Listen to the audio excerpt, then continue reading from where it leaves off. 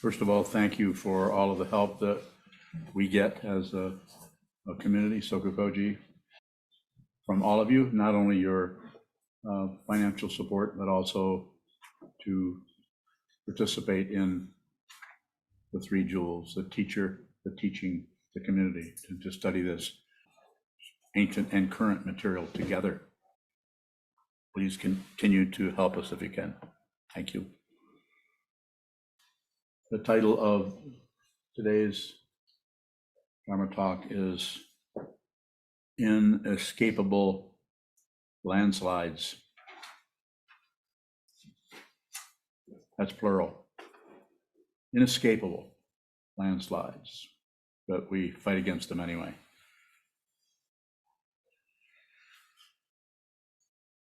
One of them is the very landslide in your mind that started before you were born, that does not have a searchable, you could say findable source. You can search, but you won't find the source. You'll just find more and more confusion if you look for something else. Interestingly, that if you look at just what this is, then you will begin to see what this is yourself with your consciousness, not just a thinking process which tends to go in circles looking for things, looking for how to control things. The landslide in your mind is started a long time ago, and your job as a meditator, as a person on the spiritual path, as it is being taught here today, is to observe this, observe that movement in the mind stream. It could be anything, even something just as simple as discursive thought or internal gossip about this or that or the other thing, comments that you make about how you feel, who caused it, why it shouldn't be that way, why you don't deserve this, on and on and on, that reinforce the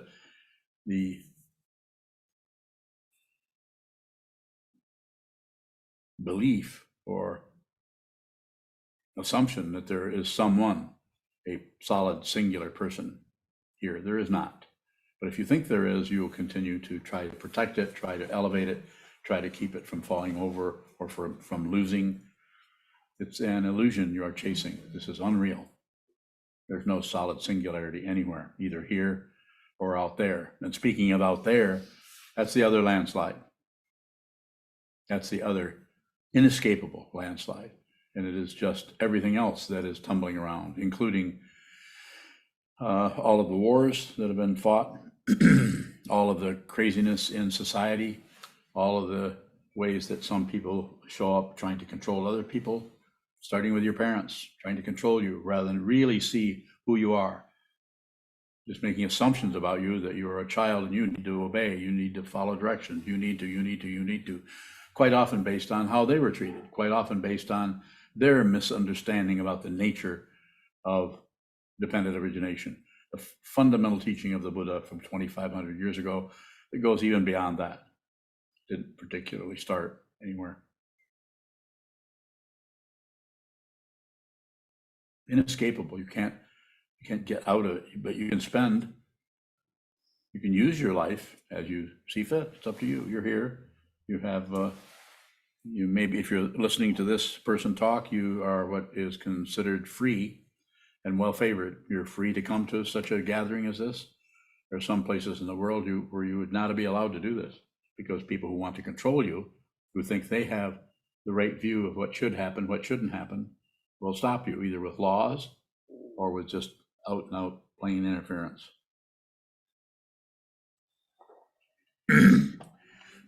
Well-favored, and that you've heard me say so many times, and others too, that you're well-favored and that your mind isn't so clogged up with beliefs, opinions, ideas, hopes and fears, judgments, evaluations,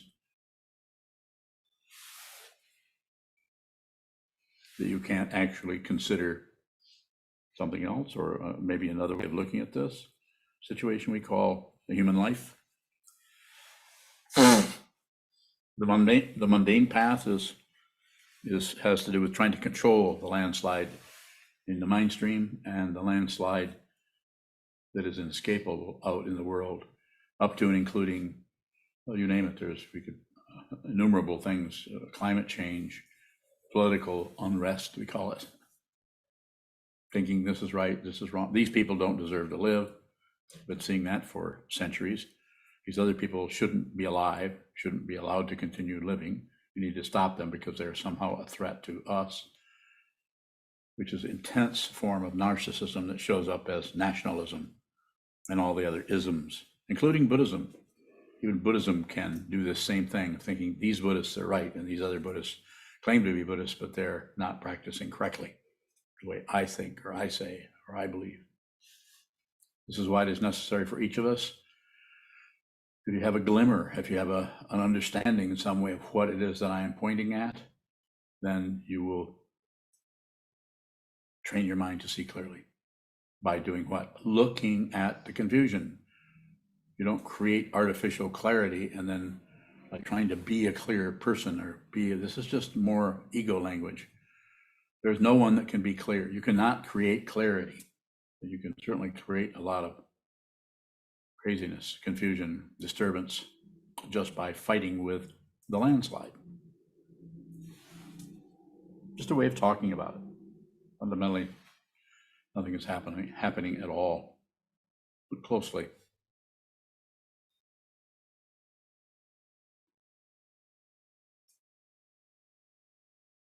Go ahead. Shadow bowing. Yes, sir.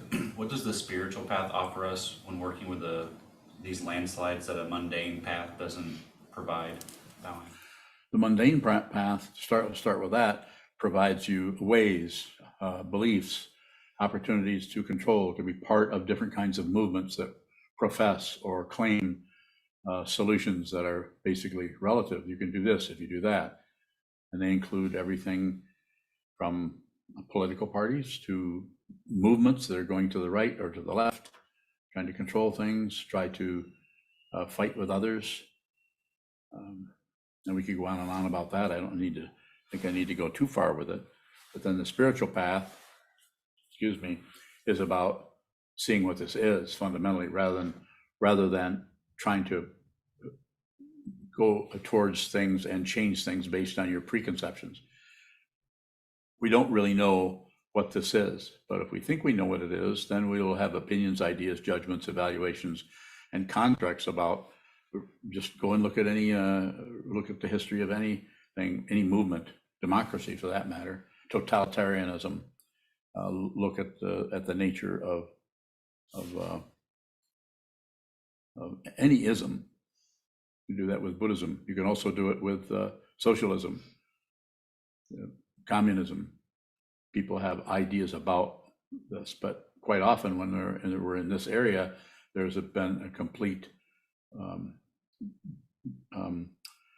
dismissal of the spiritual path because just saying it's ridiculous. There's no anything from theistic approaches like there's no deity, there's no creator, but then they go ahead and proclaim atheism, and then that becomes another ism which people believe in. We believe there's no creator, but Buddhism is basically saying, as I understand it, that taking any position, believing this, disbelieving that, or ignoring, those are the three poisons: passion, aggression, and ignorance. Reifies, supports the fundamental misunderstanding or mistaken identity, which is that there is a singular being called me or I, that we use the personal pronoun to address. And this is unreal. There is no solid being anywhere. There are singular bodies.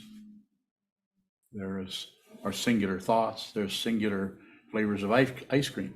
There's all kinds of singularities all over. But fundamentally, nothing is separate. Fundamentally. And that's what the spiritual path, as contrasted with the mundane path, which has goals that you attain. You have stages in development where you get closer and closer. You get a degree and you get a master's degree, and then you go and get a PhD, graduate degree, and this and that, or you go in another direction. And this is not incorrect. It's just a way that we need to live in order to support ourselves, feed ourselves, as they say, put a roof over our head. So right and wrong are extra in this area. We don't really need to do right and wrong. Some people are not ready to do what is being presented here. Not ready, not really ready for this. They really need to continue to try to be a tennis player or a doctor or a dentist or a therapist or anything, any of the other ways of working with supporting oneself, training one's mind to function in a certain way, as long as you're in this particular realm called the realm of desire, the human realm. This is not the end. We continue to go. But you can also do those and also train your mind to see more clearly, so that you don't take your unexamined aggression, your unexamined passion or grasping or belief, and your unexamined ignorance or literally stupidity out and foist it upon others, thinking you're right, they're wrong. Don't foist anything. Receive, receive, receive. Receive the very nature of this world as it is. And you do that by seeing the way when you sit down and endeavor to train the mind, you see that you have a lot of collections of ideas and thoughts and emotions and memories, judgments, evaluations, on and on and on, that we continue to grasp, tighten up with. The whole consciousness just tightens up into a fist of ego, me. And it does it out of fear. It does it out of wanting control. Lots of different directions that you could go with that kind of an image. And what we're saying here is that sit down and see that you're doing that, and do nothing with that. Don't try to stop that, because trying to stop that creates another layer of ego, self-centeredness, or the trying to accomplish something through what Trungpa Rinpoche called spiritual materialism, or trying to accomplish some kind of goals or ideas about the nature of consciousness through practicing various spiritual techniques more. Is there a kind of habit energy in our beliefs that keeps them going even when we start to see through them? That's very good. Just habit energy, just keeps going. And the idea here is to observe it, to watch it, not trying to come up with special techniques for stopping it. Just observe. Watch the way it arises, and then it falls away, and then it arises again. And that which is observing that doesn't do anything. More? Is a strong emotional reaction a kind of belief or conclusion? Yes, but that doesn't necessarily come from the situation that is in front of you. It could be emotions that have been stuffed or covered up through fear of not wanting to be in touch with that particular feeling or emotion. It's just too intense, so we cover it up. And then something comes along and triggers. It might be just an ordinary situation where somebody scowls at us or disagrees with us, but instead of just seeing that maybe the reason they're disagreeing with us is their suffering, they're covering up their suffering with their own expression, their own outflow of, you just don't know what I'm going through here, and you don't really understand. And if you just saw what I'm seeing here, you're not seeing it. And then we see that, and we really do have an idea of what's happening with them. And then we get what triggered, what's the word, triggered, and then the emotions and feelings that are covered up by an imaginary self, covered up. The landslide is covered up. We don't see that movement. We stabilize it in the mind stream. And so it can be difficult. Go ahead. When you talk and teach about, it's always about awareness, or that we don't have to get better. Yes. Is the same stuff always going to be triggered, but we have an opportunity to stop blaming the trigger? That's stop blaming. That's but you have to first see how much you just impulsively blame things. Something happens and you immediately, your fingers out of the holster and you're already aiming your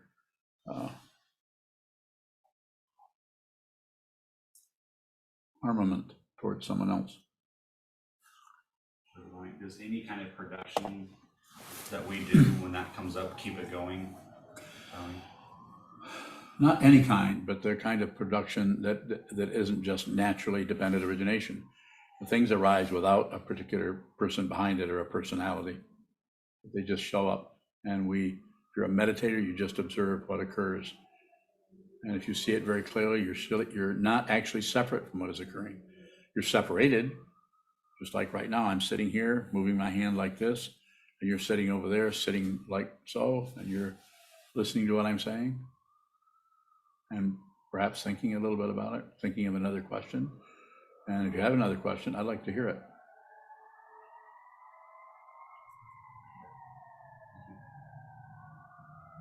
Hondo bowing. When I think of a landslide, that metaphor, it's like the landslide's heading towards me.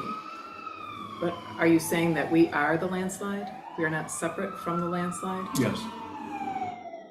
We're separated out. We think we can separate ourselves from what's happening in Ukraine or what's happening outside with the fire engines going by. But we're not separate from that. We're separated. But this is our world. Everything is happening. The people next to us, the people the next door, the emotions that are coming and going in your mind stream or anyone else's. We're separated for sure, but fundamentally not separate. Yet we tend to, as the stronger the ego is, the stronger the self-centeredness is, the more we will isolate ourselves from people who have different skin color, different speech patterns, accents, cultural nationalism, and so on, and actually make some people bad or wrong or shouldn't be allowed to have any freedom, so that it protects our imagined singularity. But death is coming.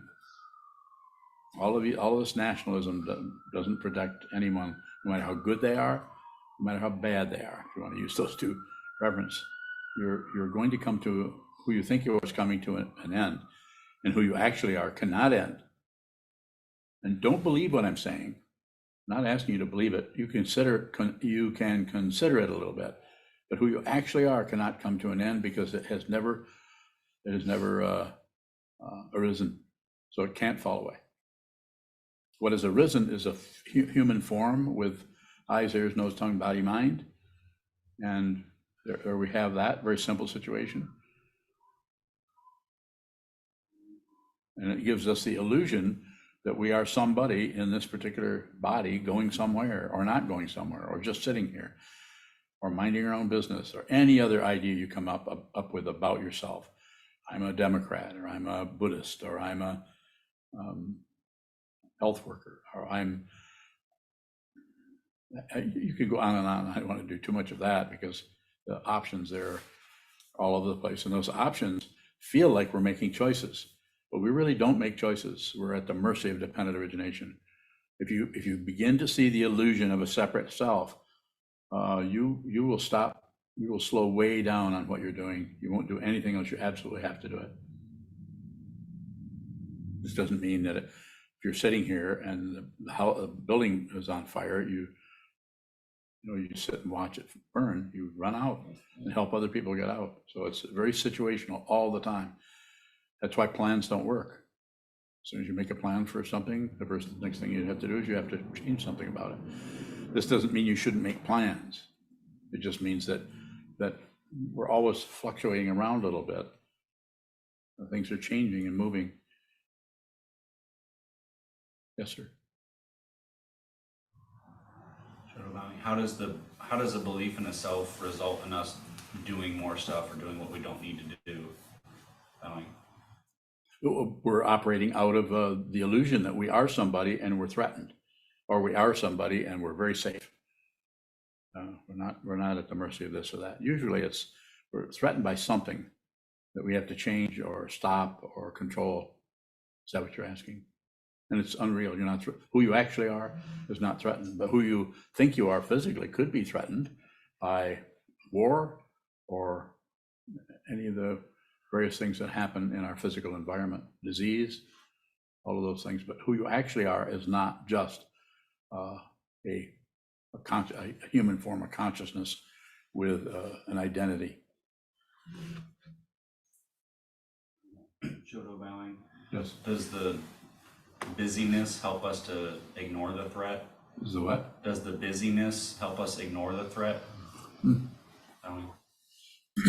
Yes, very much so. Quite often people in general might have different examples of this. Maybe you don't do this, but someone they just stay very busy all the time. They're either cleaning house all the time or always working on a motorcycle that's not really broken, it's because they like to be busy doing things. This is why it is said in this tradition, at least the way I talk about it, hold very still, and then you begin to see what you're covering up. If you sit down, it's called meditation. You could call it anything you wanted, but the way I teach it, sit down, hold still, and watch what the mind keeps ramping up. Thoughts about this, thoughts about that show up as the three poisons: passion, aggression, and ignorance, pushing, pulling, shutting down, hope and fear, anxiety. But if you're moving around, even the slightest bit, this is why in ancient times they would, in the Zen tradition especially, they would even yell at you for moving at all in the meditation hall.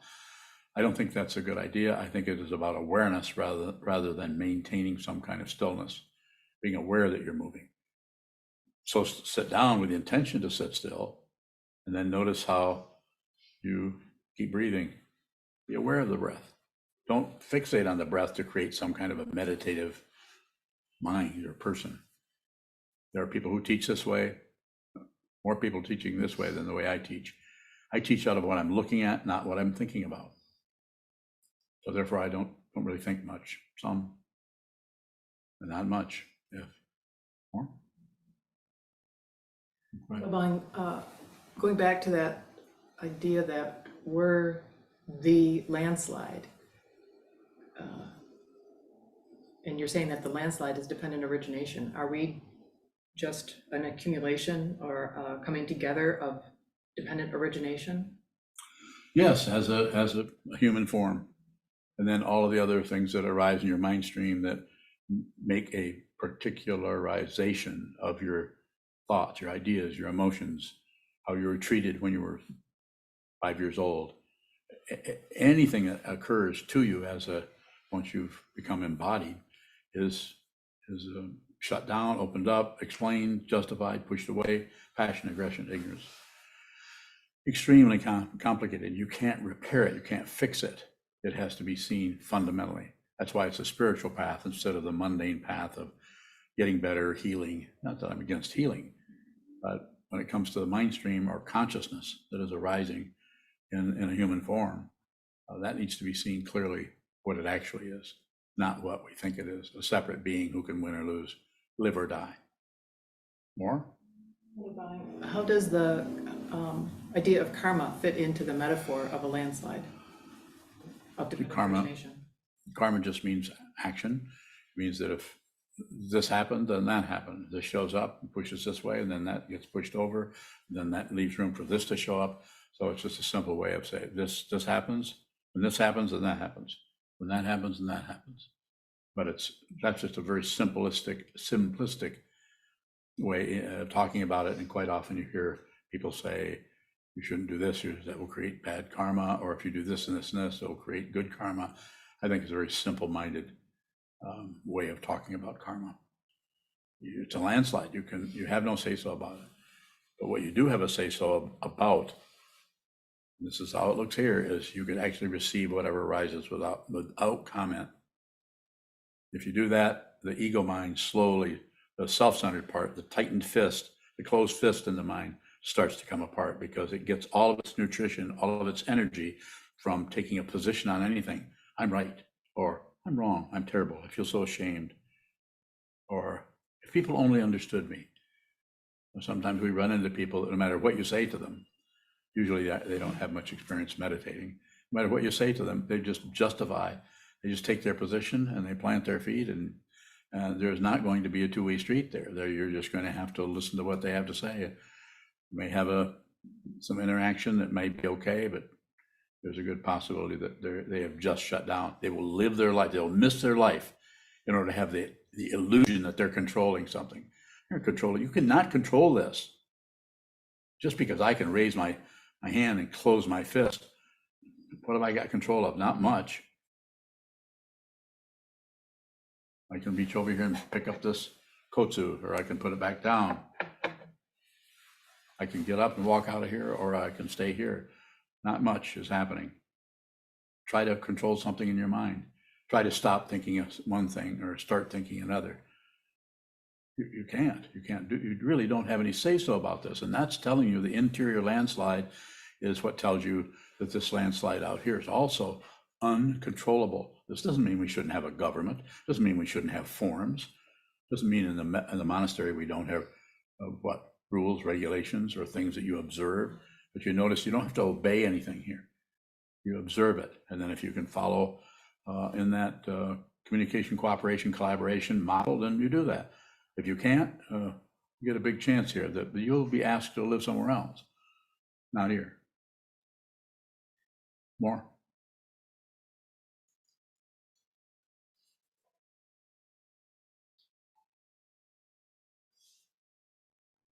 Yes, sir.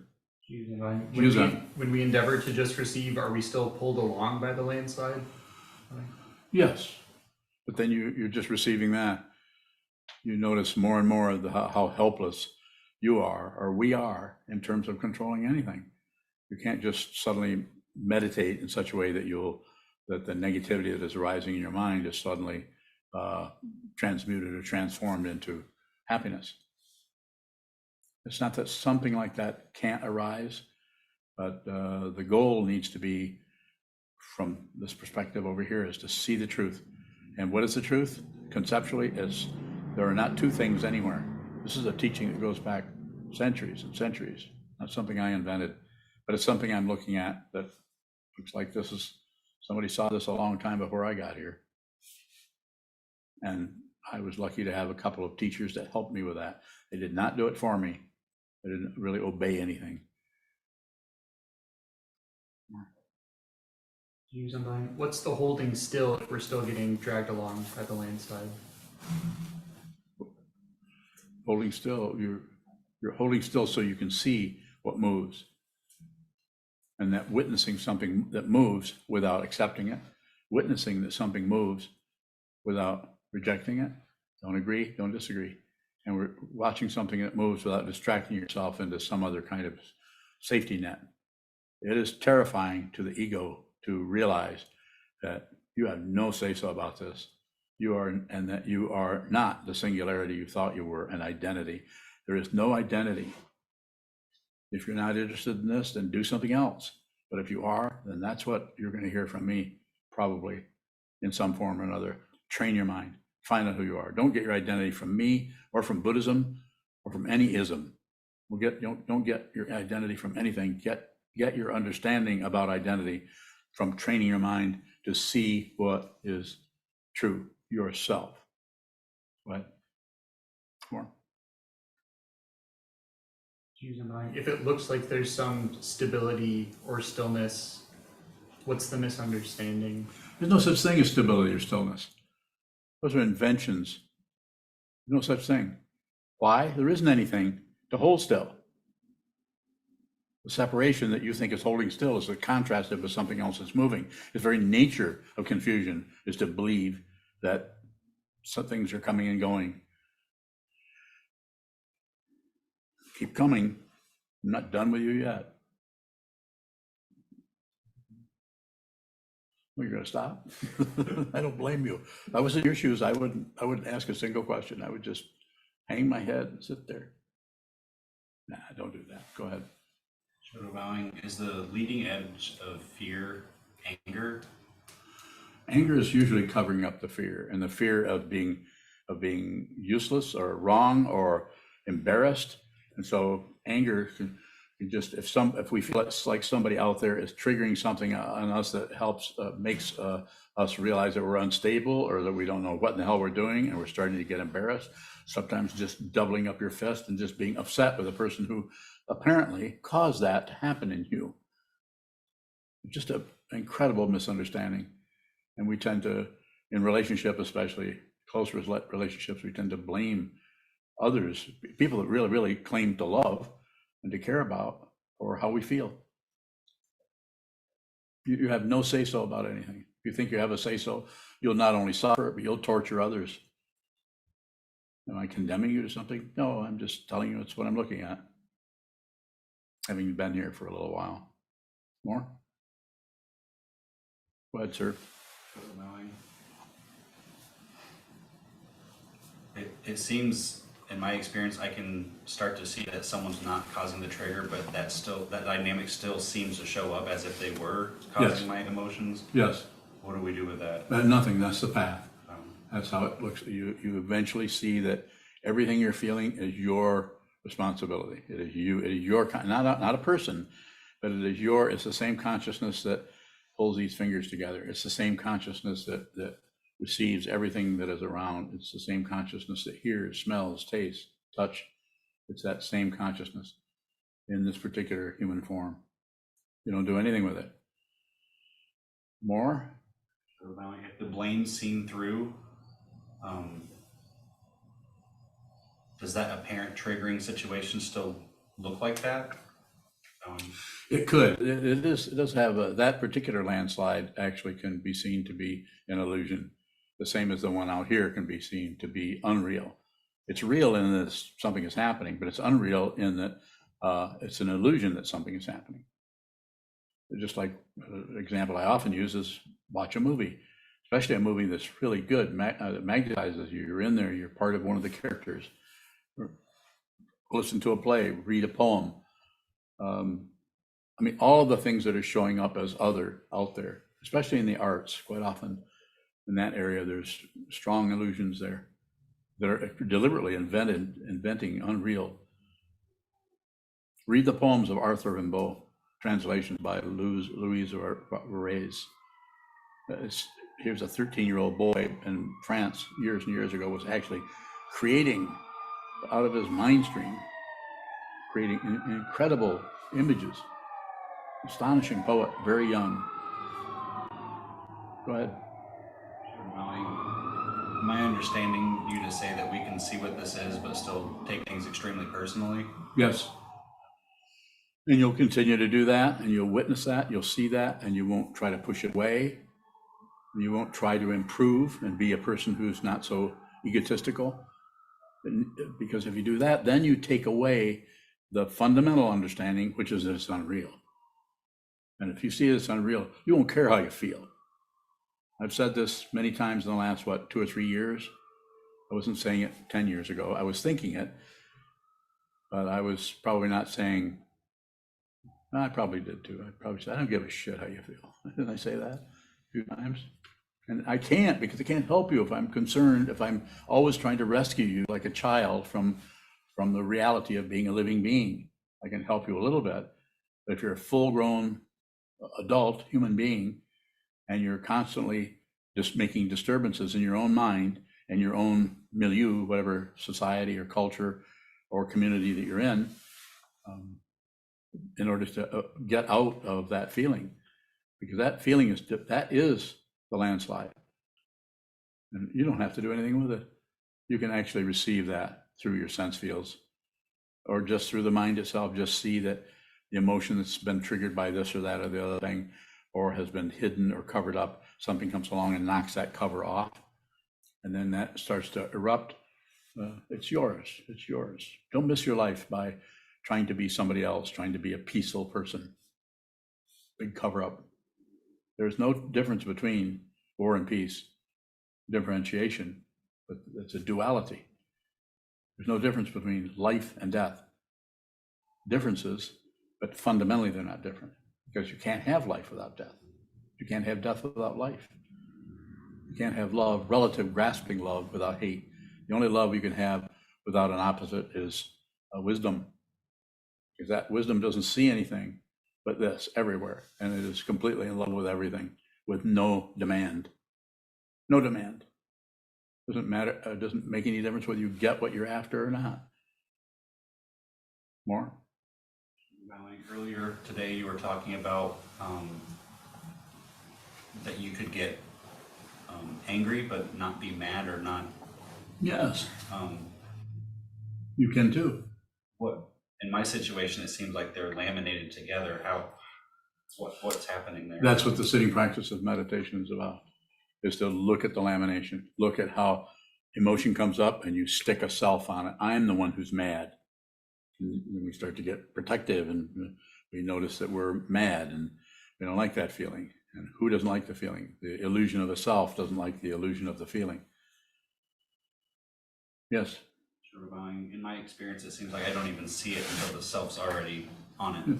That's why you're here. Most people, when I say most people, probably many people can relate to what you're talking about. It's just, you don't see it, but that's why we practice. Some people don't, will still, even though it's obvious to me as a teacher that somebody is full of themselves, but they still blame others. They continue to do it. What do I do as their teacher? I listen to them. And what do I do besides that? Get back to the wall, go back and train your mind. Don't live this life, don't miss this life. Find out who you are fundamentally, and you will only find that out by looking at the interior landslide that you'd like to correct. You'd like to be different, you'd like to be someone else, you'd like to be a better person. Sound familiar? You don't have to get rid of that either. It is seeing that this is an illusion that we are deluded by into thinking there's something wrong, something needs fixing or changing. More?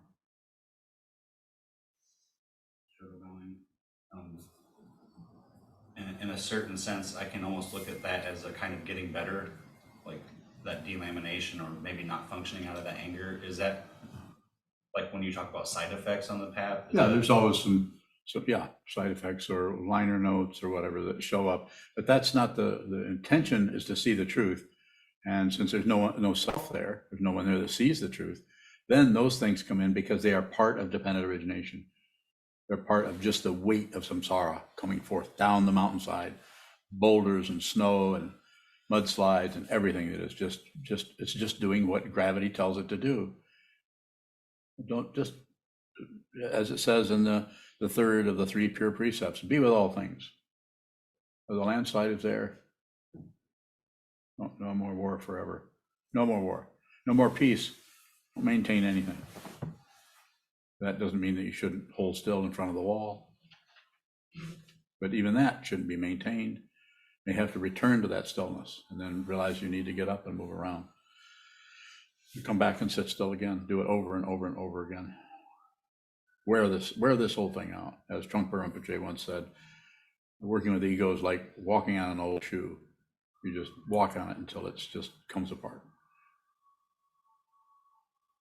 You don't re-heal it or re-soul it. Do we need to start feeling things more raw to wear it out? Probably more immediate. Whatever shows up, that's it. No addition to it. And that has to do with sitting practice of meditation. You're sitting, you watch some negativity is coming up, no comment.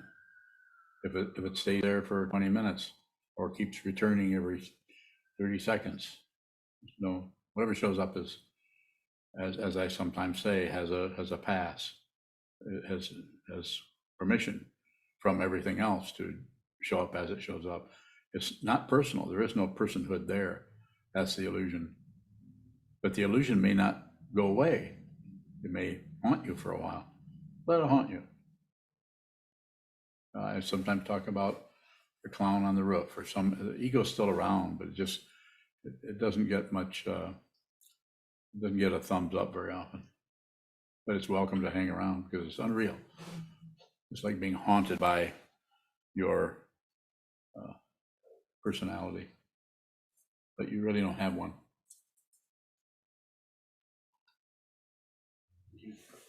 Are there any questions on Zoom? Often the dissonance.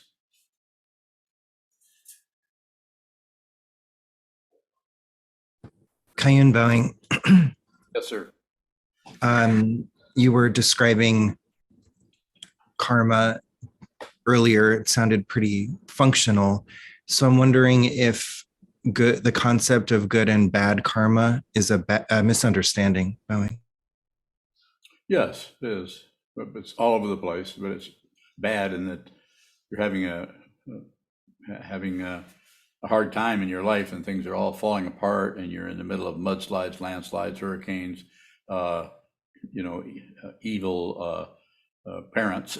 I mean, you could go on and on. This is what the material for stories, books, movies, all that are made of. So the causes and conditions are going to show up as feeling pretty good or not feeling so good, but to actually say good and bad karma, that's a little bit like extra there, I think. Kayan bowing. So there's no kind of intention or practice that we need to engage in to try to stave off so-called misfortune or anything like that, bowing.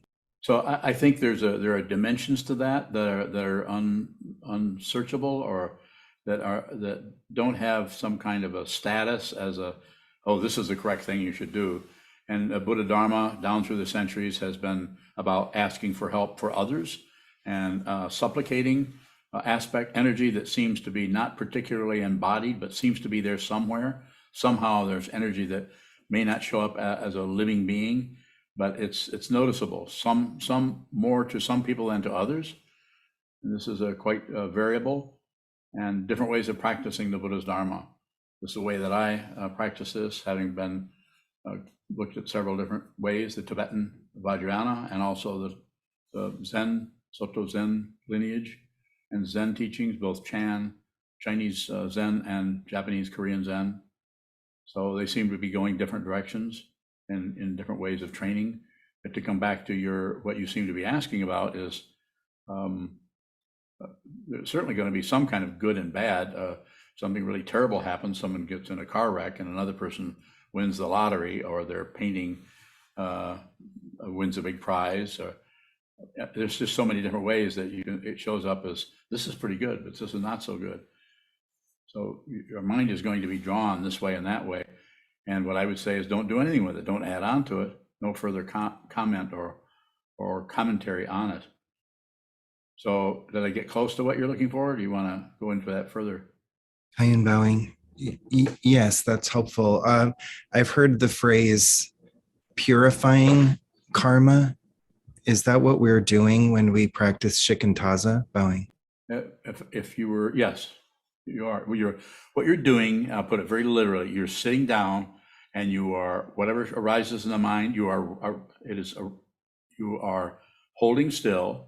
The body is not a separate thing. The body and the mind are not two different things. They're two aspects of the same thing, but they're not two. And so you can't find the mind, you can't slow the mind down, other than maybe you can do some mantras, which we do mantras. You can do some visualizations. Those can be very complicated and time consuming. You could do those. We do some of that. So I'm not ruling everything out and say, all you have to do is do shikantaza. It looks like that to me, that would be the main practice, but maybe some of the other practices would be good also. Prostrations are good. Using the whole body to say, I go for refuge, or I take refuge in the Buddha, the Dharma, the Sangha, the teacher. You might need to do that to get the physical body to reinforce what the mind is trying to say. I really want to practice this path as has been taught to me and as I understand it through my teacher and through all the lineage holders down through the centuries that have been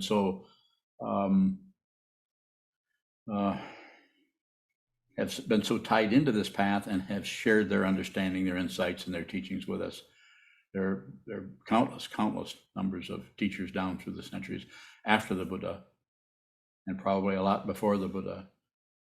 So I feel like I might have missed what you're looking for, did I? Kayan bowing. No, that is helpful. I was just thinking that if obviously some of the energy or thoughts that I receive are pleasant and mostly they're unpleasant, but when I sit in shikantaza, I'm kind of giving them equal airing. So this is, to come back to your word, this is purifying. So what you're doing is you're taking the polarized warlike chemistry out of the situation. It isn't you're agreeing with it. That would be passion. You're not disagreeing with it. That would be aggression. And you're certainly not ignoring it. That would be ignorance. You're just receiving whatever shows up with great generosity, great kindness towards everything that's arising. Anything that shows up is supposed to be there. Sanho. I've heard it said that good karma is the action that you put into the world, hoping it has good effects for others. And same thing for quote unquote bad karma. Do you have any teachings around that? Well, my teachings on karma is don't do anything unless you have to. But if you have to do it, then do it and don't necessarily add any commentary on it. I'm doing this because of this and this and this. That's just bullshit. Don't explain anything. Just receive everything as it is. And you'll be able to do that more clearly, more precisely, and more specifically the more you do the practice, sitting practice of meditation, as far as I can see. And people can see further than I can, but that's where I'm at with it. Shisho.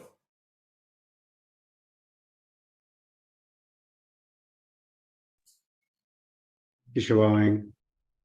How can Shikantaza purify any karma? That seems to suggest I'm able to stop a landslide by doing Shikantaza. Bowing. Nope. No, what happens is you stop fighting with a landslide, thinking it's something else. And you realize that you are the landslide, as Ondo asked about earlier. You are that. You're not separate from anything. There are no separations. So the fundamental purification is nothing is purified. There was no purifying. It's called sometimes threefold purity. Now, there are different ways of talking about this, which bring everything right down to justice. Ishwang. Yes, sir. Why call it purification then? It's just Shikantaza then, not purification. Bowing. Yeah, that'd be all right. But you could call it Shikantaza. Just precisely this. Everything is fundamentally pure as it is. But we add on past and future, right and wrong, success and failure, and all the other dithyrambic positions that we have on, I really like, but I don't like this, but I like that, but this shouldn't be. But it's what's the saying? Comedy of errors. It's just incessant fiddling around and meddling with everything, including our own life and other people's lives. There's nothing to fix, nothing to correct.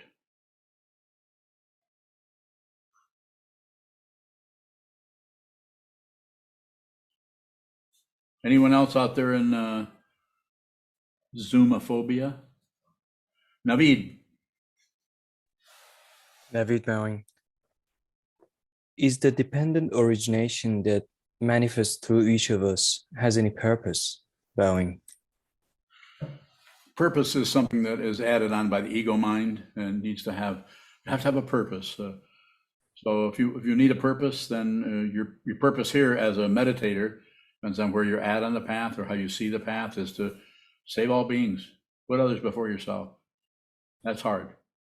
Most people just want to fix themselves or realize themselves. They want their own personal enlightenment. There's a name for that. You know what it is? Shravaka? Huh? Shravaka? No, that's the first one. That Shravaka is the listener, the hearer. The next one is a Pratyekabuddha. Pratyekabuddha is a self-styled, someone who is attaining enlightenment just for themselves. They don't care about all those other ding-dongs. They just want to get enlightened themselves, go to the mountaintop and just purify everything themselves and see the ultimate reality that they're not separate from. They're leaving out quite a bit there. Yes. Is the issue with that kind of self-stylized enlightenment that it's still buying into the body? Buying into a personhood that is becoming enlightened. The Buddha's enlightenment, the Buddha vanished into his own enlightenment. Nothing was gained, nothing was attained. If something is attained, then it can be lost. That's why it's a transcendent, that's why it's a spiritual path, not a mundane path of success. Although all paths of Buddha Dharma also has a mundane aspect of it. It's get to the wall, sit down, practice.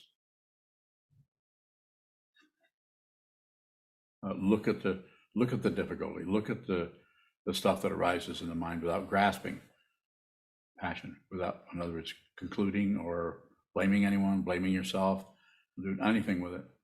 Don't accept it, don't reject it, don't ignore it. And that way it's just what it is. And you're not separate from it. More? Okay. Ilka bowing. Questions from YouTube from Okay. Thomas in the UK. How is returning to the cushion different than returning to thoughts, opinions, etc. in earnest? Could be the same thing. The thing about the cushion is holding the body very still with all the senses on receive. So just sit down and just sit there, and whatever shows up, just receive it. Smells, tastes, sounds, and if you can, don't add anything on. Sights, feelings, thoughts, memories, evaluations, judgments. Don't correct anything. Don't accept anything. And you will find through the awareness practice, some things you can't hardly help but fight with them. But what that does is that puts it on a very radical level of warfare where you actually see something arise in your mind and you don't want it. And so you get to actually witness the way you are at war with reality. That is not going to happen if you're sitting at a table with a legal pad trying to figure out how things work and who you are. Yeah, there are lots of books out there. I got one in the mail. I was very curious about how far they were going to go in this elaboration of figuring everything out without any meditation. So it might as well be a book of cartoons.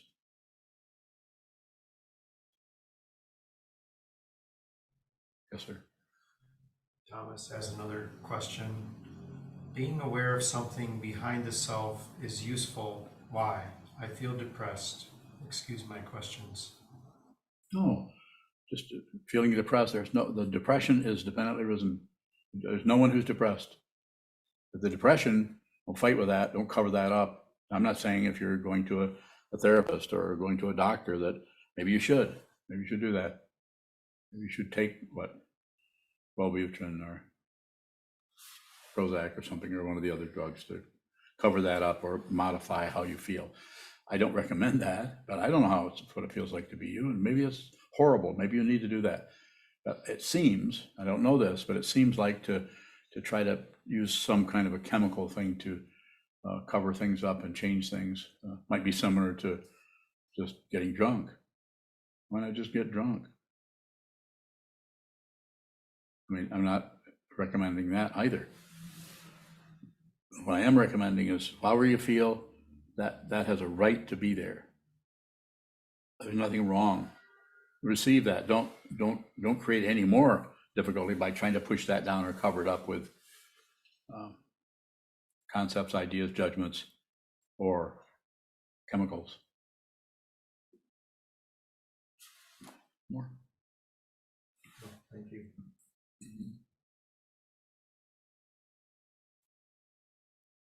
Is there a further question on Zoom?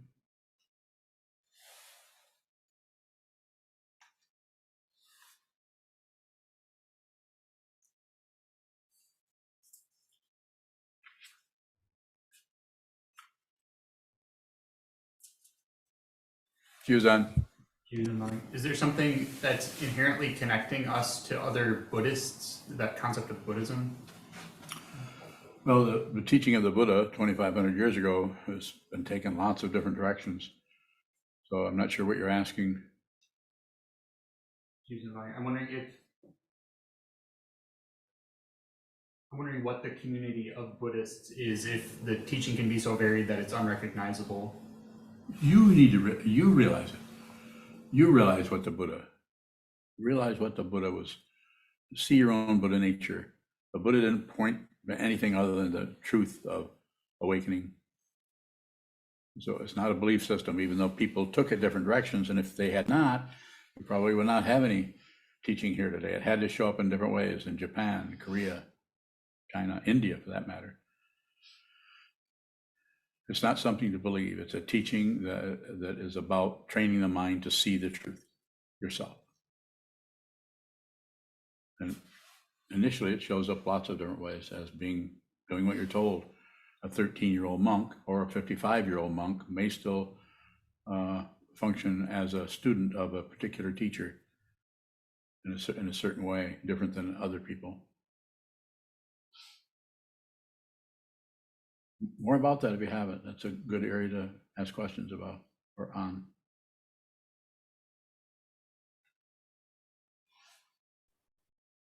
Yes.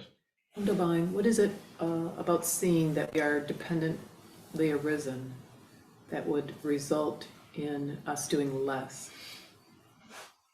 You see, all the things that are coming and going in the mind are just, if you sit still, hold very still for any length of time, you're eventually going to see that there's a tremendous amount of things coming and going and coming and going in the mind stream.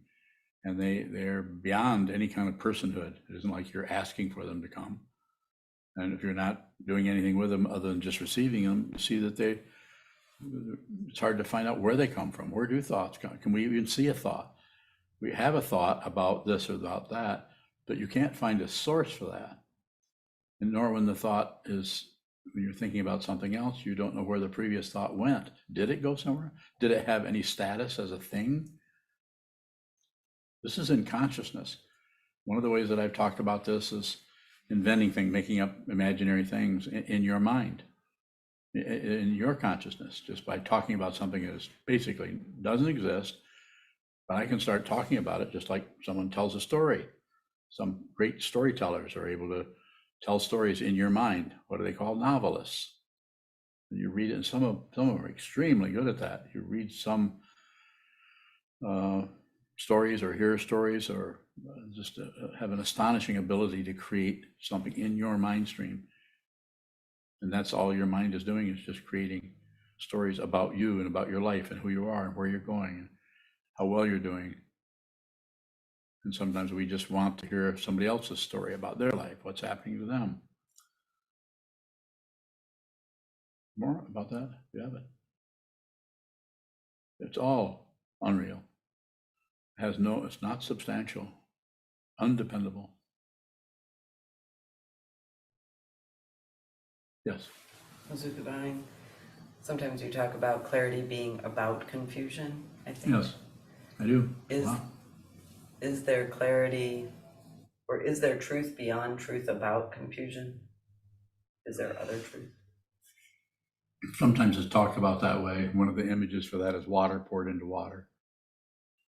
There's already water, and then we pour water, but nothing has happened. It's just more water.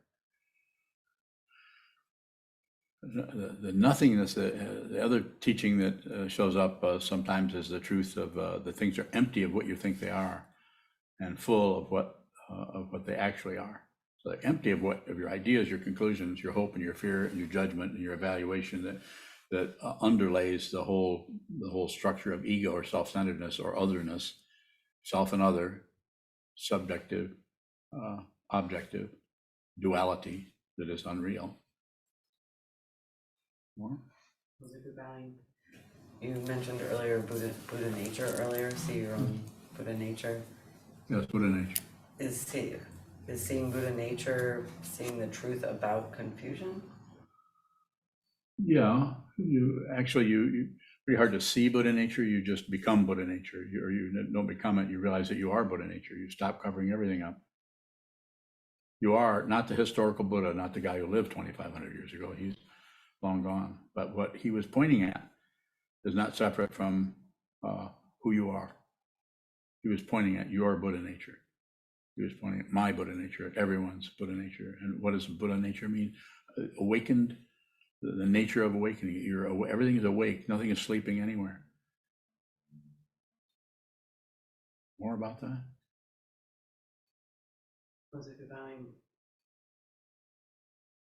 It just seems like if that's the truth, that's not about confusion, or how is Buddha nature about? So it starts out, you actually begin to see, you look at confusion, which is looking at the wall or sitting still and watching the mind tumble and tumble and tumble, and you watch things come and go, and you watch the confusion. And eventually you realize that the clarity about the confusion is Buddha nature. And therefore Buddha nature and confusion are not two separate things. You have to realize it, and that's something you can kind of think about and speculate about or write books about.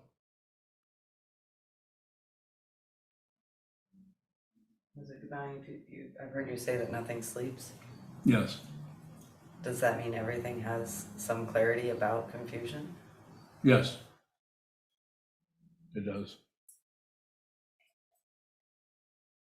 But when we get in that area, we are starting to transcend time and space without doing anything, without leaving this room, without spilling water over on the floor from our water glass onto the bench. Remember that? Why didn't it spill? You caught it. When I was moving the bench and didn't know the water glass was there. Nothing sleeps. That water glass does not sleep, nor is it awake. No position. But you could, if you wanted to go into talking using language, then of course everything's awake because it sees that it sleeps. It's awake about sleeping.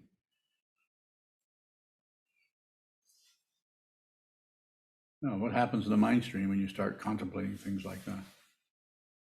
You get a headache, or you want to go do something else. Let's do something. This talk of Sokuzan is getting very tedious. Are there further questions about tedium? Bowing. With your response to Ondo, when you pointed at endless implications of what is happening right now, can we even talk about personal karma, my karma? Bowing. Not really, no. I mean, you could talk about it, but it's just more stage play happening, more creating this and shutting this down and fluffing this up and tamping that down, trying to control things by explaining them or justifying them or evaluating them. Is taking it as just as karma, could it be easier for receiving it? Bowing. Perhaps. You mean just keep telling yourself every 20 minutes, this is just karma, this is just karma, this is just karma, this is just karma. You mean that? Or it is unreal. But you can, this is what sometimes slogans, that's what they're about, is say everything is unreal, but it's there. So everything is an illusion. But if you see that it is an illusion, you won't be deluded by it. In other words, you'll know that it's unreal.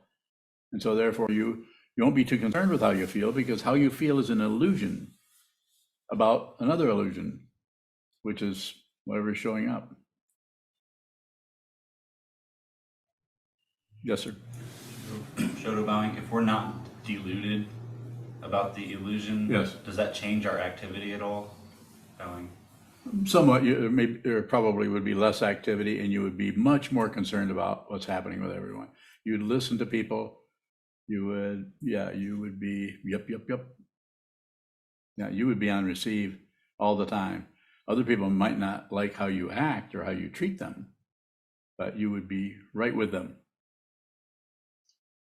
You were in the room when we were having a talk with someone about their relationship to the forms.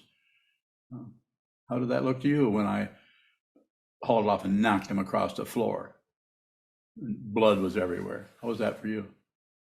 And I'm supposed to tell you guys about this tantric teaching that I do occasionally. How did that look to you? Difficult. Was it difficult for you or for him or for me? For me. Was it difficult for him? I don't know. I don't know. Was it difficult for me? I don't know. It was difficult for you. Do you expect me to ask you why? No. What was that? It's a what question. What was that? What was it? It was intense, but I don't know.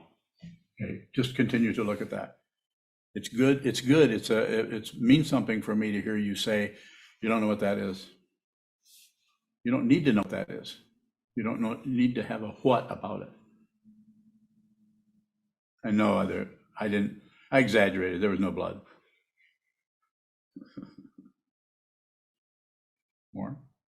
Sure, bowing. Just to use that example, that's one of many situations where I can barely breathe and my heart's racing and it just happens so fast. Is there a day where you can still function? You, as soon as you see that what is arising in the mind stream is a landslide, you do not have to stop that, but it's unreal. But what you are hooked on the reality of your emotion. When something happens, this happens, that happens, and you have these intense reactive emotions, and you've been a monk for how many years? You've been living in the monastery for 6 or 7 years, something like that? 5 years? Oh, okay. Well, that's probably why. You haven't been here long enough. But look at how intense. Nothing really happened there. Nobody hit anybody. But I was very abrupt with what that person was saying, and I was abrupt not because I don't like him, not because I hate him. I love him, but he was only going to receive that from me and not from anyone else. And you notice he did receive it. He didn't like it, but he received it. But what that's triggering there is the unseen area of your own consciousness, your own landslide that you are not, so far, are not willing to witness. And that's coming. Just, you're a young man, just stay on the path, continue, return to the Buddha, the Dharma, the Sangha, the teaching, this practice, the awareness practice, over and over and over and over again, until you see what this is. And then you may have a reaction to that, you may not. You won't care what your position on it. You won't have positions on anything, unless they come up situationally, in which case you might do what I did or what I said, something similar to what I said with that person, which is a pretty strong message for him. Yes. Sure, I can't remember how you just said it, but something like it's triggering an area I'm not looking at yet. It Yes. doesn't seem like I can even look at that until it's been triggered. Is there? Very good. So this will just continue to return to the wall. You've been meditating a few years. Keep going. You have a long way to go. That doesn't mean you won't awaken tomorrow. Also doesn't mean that you might never awaken. Also might mean that you'll awaken in 30 years. It doesn't matter. It's the intention, not the success story. Spiritual path is not a success story, my friends and my enemies.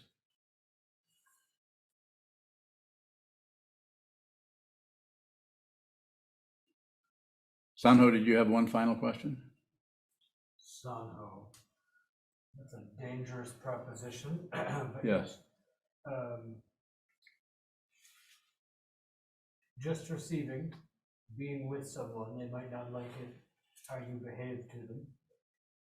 I wonder, what is the contrast between that and passivity and that like blase, go with the flow BS?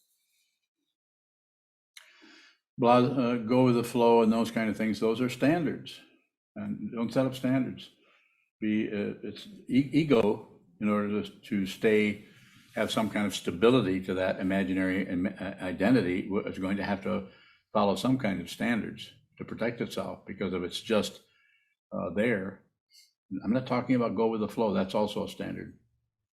Don't go with any flow.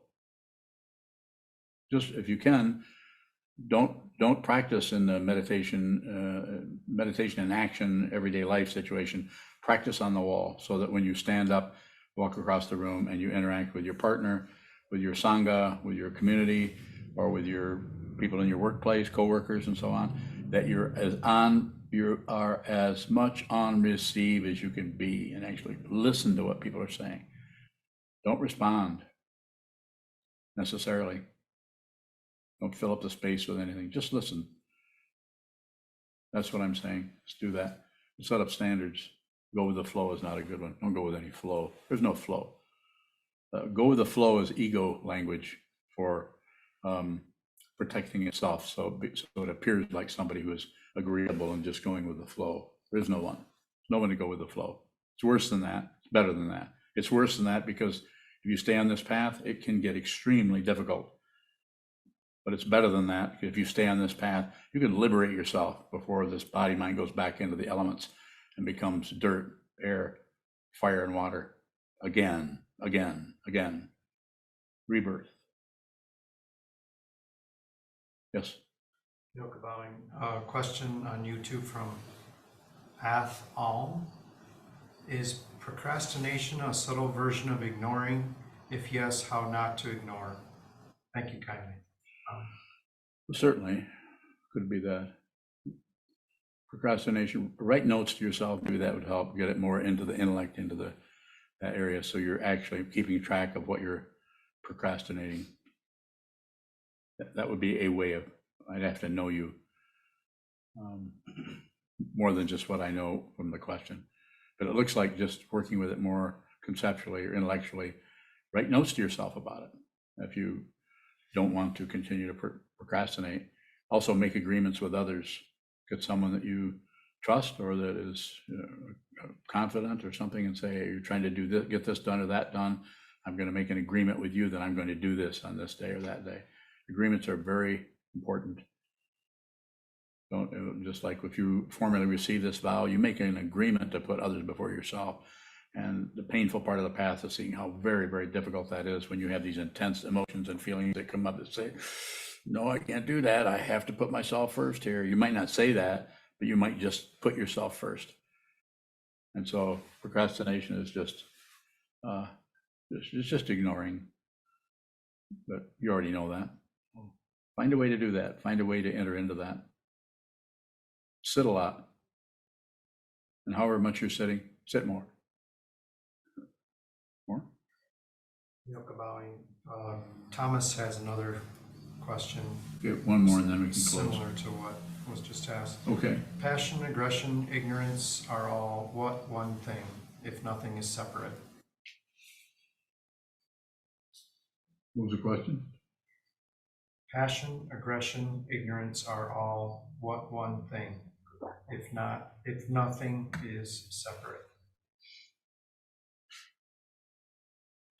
You get a little bit, you kind of trap me into an area that I might have to say, well, it's just energy without a person. No, I'm not going to say that. It's less than that. It's more than that. It's just the way things rotate. Things show up and they go down, and they cover up and they uncover. But if you don't buy into any of those, if they just rotate out of dependent origination, then you're liberated. And what is liberated? Nothing, because nothing was ever in prison. Realize it. You can realize this. It takes a lot of determination, effort, persistence. Don't look for results. Very good. Thank you so much. Hi, my name is Sokuzan, and I'm one of Sokuzan's monks. Sokuzan so freely offers his love to us and his wisdom through these talks and never asks us for anything in return. If you value what he does and what he is and want them to continue, please visit our donate page at SokukoJi.org. Thank you.